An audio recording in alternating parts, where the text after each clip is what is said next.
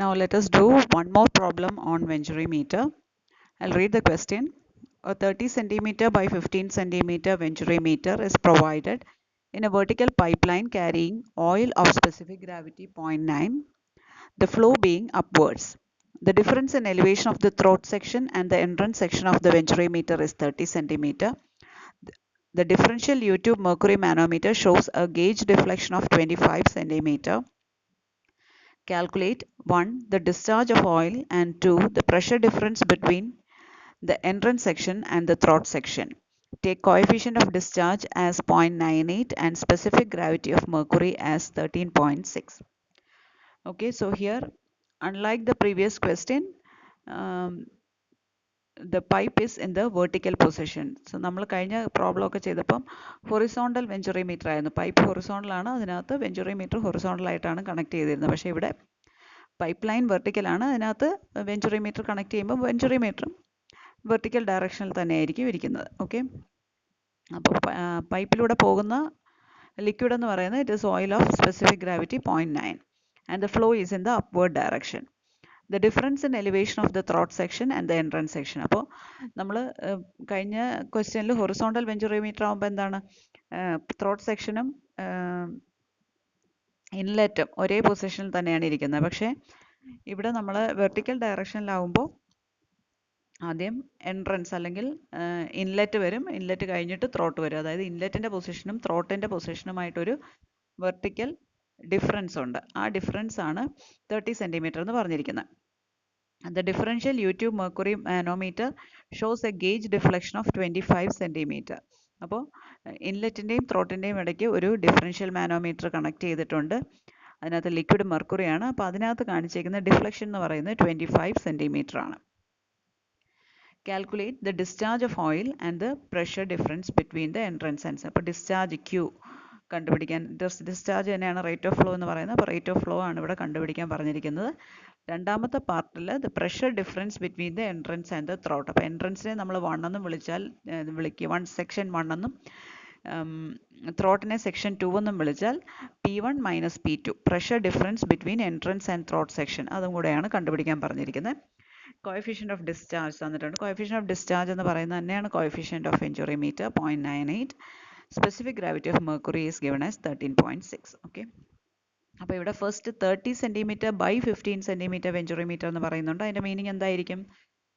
ഇൻലെറ്റിൻ്റെ diameter 30 സെൻറ്റിമീറ്ററും ത്രോട്ടിൻ്റെ diameter 15 സെൻറ്റിമീറ്ററും എന്നാണ്.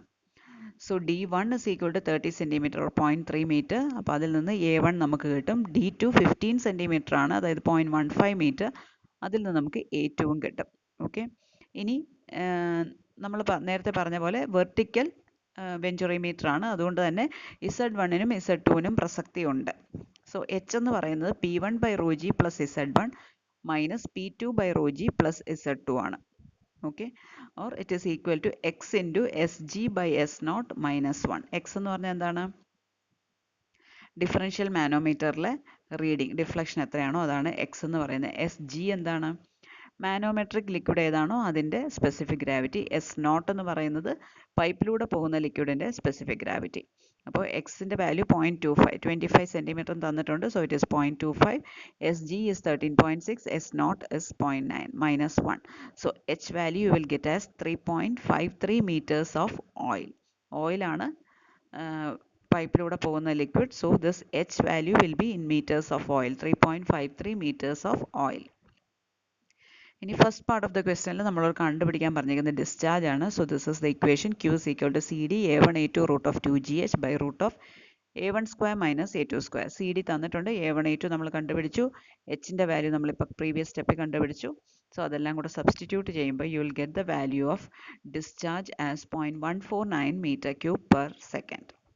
Okay, ഇനി coming to the second part of the question. So this is the setup of the pipe and the venturimeter.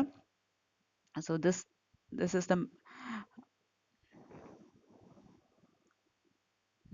is the main pipe into which the venturimeter is connected. This is the converging portion, throat, and the diverging portion of the venturimeter.